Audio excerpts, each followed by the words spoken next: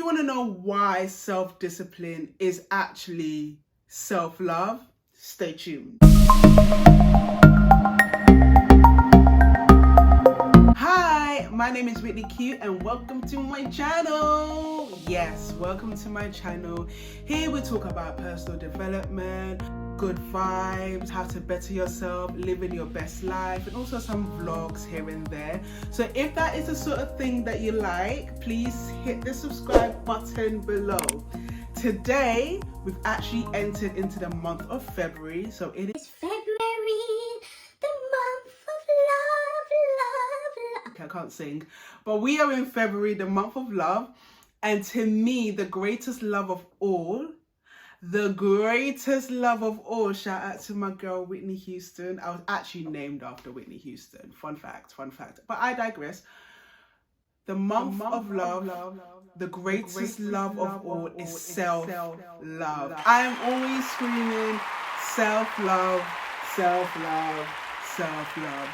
I thought I was someone that I loved myself until I got myself into a situation and I'm like, no, maybe I don't love myself as much as I thought I did. So then I had to go through a journey where I had to literally learn to love myself. I had to get to know me. I had to get to know who I am, what I like, what I don't like. Am I doing it because of peer pressure or am I doing it because I want to? You know, I really sat down to get to know me. And with self-love comes self-discipline. And that is what I'm going to touch on today. I think when we think of the word discipline, we think of it in a negative way. We think of it of like restricting ourselves or not giving ourselves freedom. But self-discipline actually gives us the freedom. And I wanted to touch base on that in this video. Self-discipline. Self-discipline is parenting yourself. As a child, your parents would have disciplined you. I mean, it is expected that parents is to discipline their child. And the reason why parents discipline their child is to make sure that their child are on the right path. If you don't discipline your child, if your child wants ice cream for dinner and you're like, yeah, whatever, you can have it, and they have ice cream for dinner, who's going to be waking up in the morning with a tummy ache? So discipline is like, no, you're going to have your vegetables instead for dinner. It's not fun, we don't like it, but it is good for us and it's best for us. So hence why discipline comes in place. I don't think I have been the most disciplined person, but especially in the last 2 years, I have seen the benefit of discipline. I have seen what discipline has done for other people. I have started going to the gym. I was not a gym person. I'm more of a swimmer, I would say.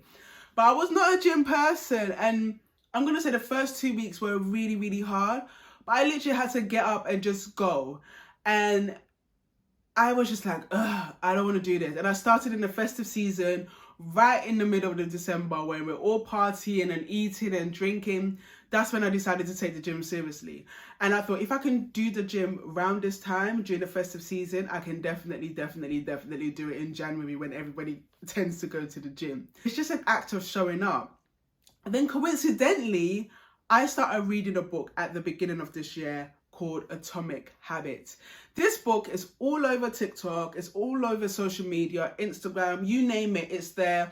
And people keep on saying that it's one of the best books that they've read and it's actually changed their way of thinking when it comes to discipline. So I decided to buy this book. Well, actually, I asked my Secret Santa to get it for me for Christmas. So shout out to you, Secret Santa. I got the book and I started reading it at the beginning of this year.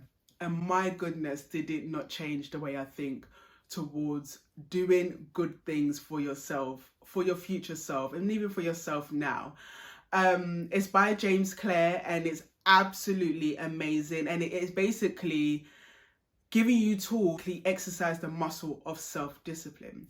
So now I'm going to give you 7 tips that I have taken away from that particular book.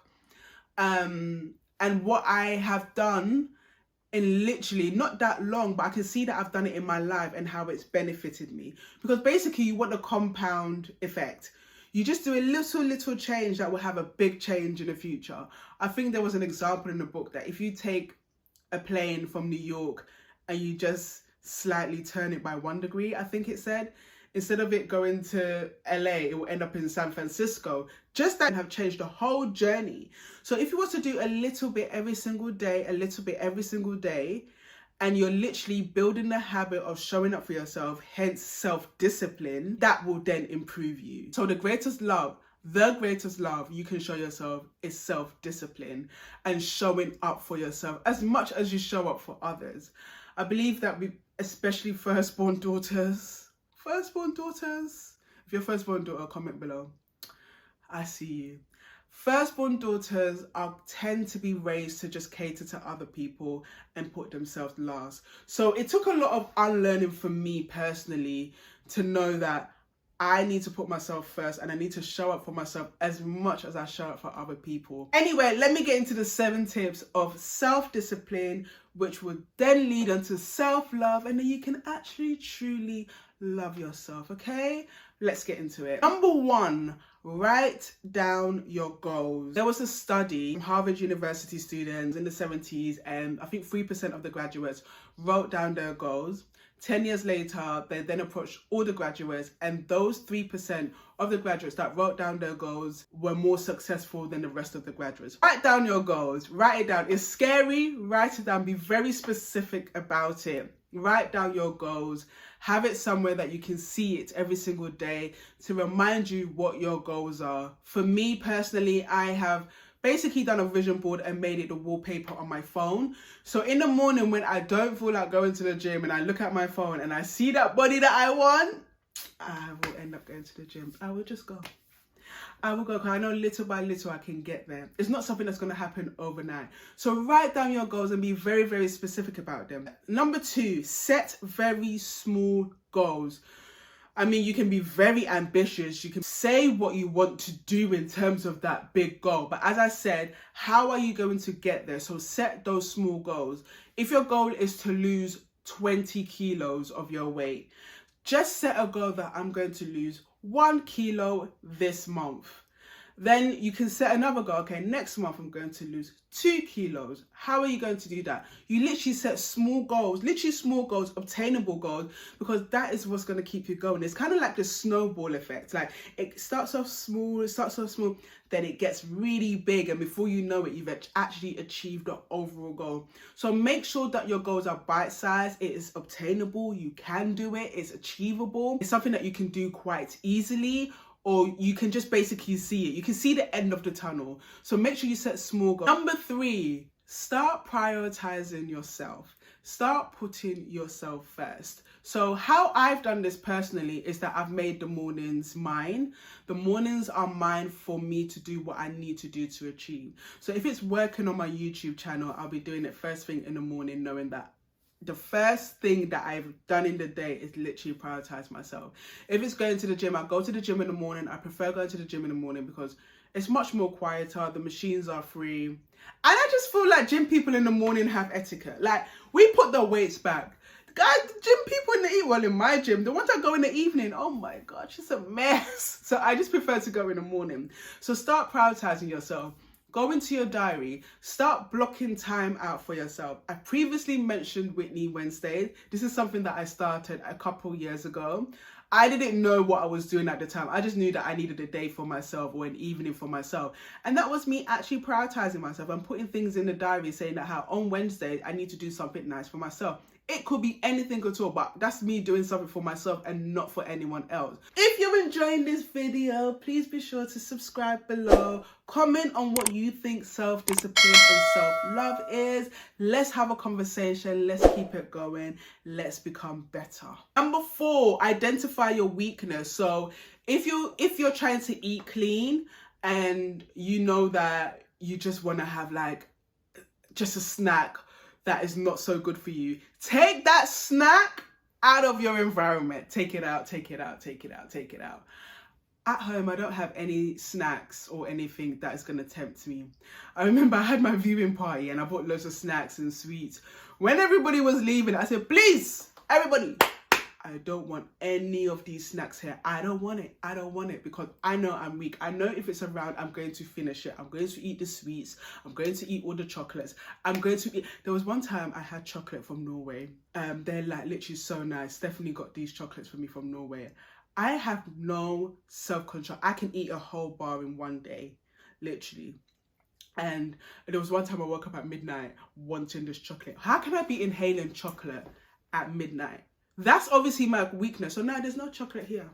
There's no chocolate here. I don't have any chocolate here. None. Because I know my weakness. So identify your weakness and set your environment up for success.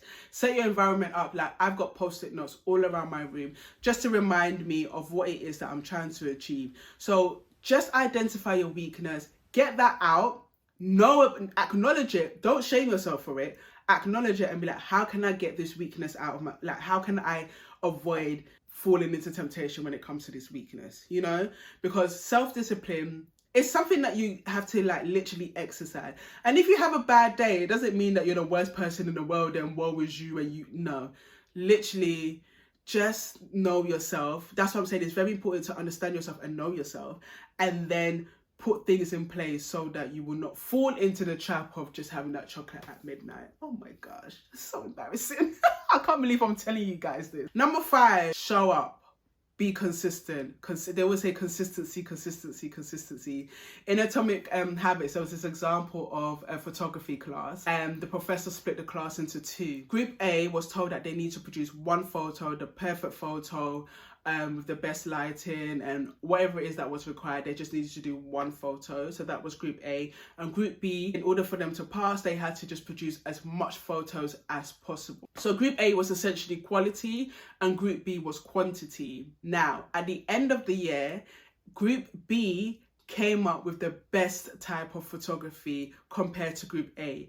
Group A was spending so much time just trying to get that perfect one shot, whereby Group B was just taking pictures of everything and anything, to the point that their skill of photography improved more than Group A. So with that, just show up for yourself. Just show up consistently. There's been times when I've gone to the gym and I've had a very, very, very bad workout, but I've gone to the gym. As long as I've got my workout in, that is me going to the gym. It's better than me not doing anything at all. So just show up consistently for yourself, and then soon it will become a habit, and then you can build on the skill on what you're showing up for. Number 6, reward yourself in terms of being consistent. So I've got myself a calendar whereby anytime I go to the gym, I mark an X. I'm like, yep, I've gone to the gym. And it's literally a visual representation of me being consistent. And I'm like, wow. And it keeps me going. I'm like, I don't want to not miss an X. Of course, I do have my rest days and I mark that. But the only 2 days I've missed out from working out intentionally was the 1st and 2nd of January when I was in Barcelona. And tip number 7, the last one, is you're allowed to have one bad day. I know life happens, I know things happen, but you're just allowed to have one bad day. Just one bad day. You had a burger and you wasn't supposed to have a burger. Okay, the next day you're going to have something a bit more healthy. You're allowed to have one bad day. Do not allow the bad day to turn into 2, into 3, no. Because that's when you fall off the wagon, you roll down the hill and you get stuck in a ditch, and then it's hard for you to get out of that ditch. We want to keep, we want you to just trip off the wagon and just jump back on again. Real quick, literally. That's it. We don't want you to be, no, I'm stuck, and then now you have to go and call someone to come and get your leg out of the mud. No, you're allowed to have one bad day. After that, you bounce back up. You bounce back into it. Whatever that is. You're trying to save money. Spend money on something that you wasn't supposed to spend money on. Okay, cool, no problem. We're going back to the drawing board the next day. That's it. So self-discipline is the absolute greatest form of self-love. Self-love is so important, because if you do not love yourself, how are others supposed to love you? Literally, I feel like we've been taught to really prioritize romantic relationships and how we love other people, and loving our children and loving our parents. But I really do believe that once you're able to self-love yourself, maybe once you're able to actually love yourself to the point you have strong boundaries, you have strong discipline, you will be able to experience love from other people how it's supposed to be, because you would not accept nonsense from other people. As I said, I thought I loved myself until I was in a situation like, nah, I actually don't. I had to actually really sit down and think, how can I love myself? How was I in this situation? And don't be so hard on yourself. Don't be so hard on yourself. All you need to be is self-aware, and that's it, literally. Anyway, I hope you enjoyed this video. As I said before, let's continue the conversation in the comments. What are you doing to improve your self-love? Is there anything else that you think from self-discipline that you could do for yourself? Share, let's have a conversation. And yeah, I'll see you later.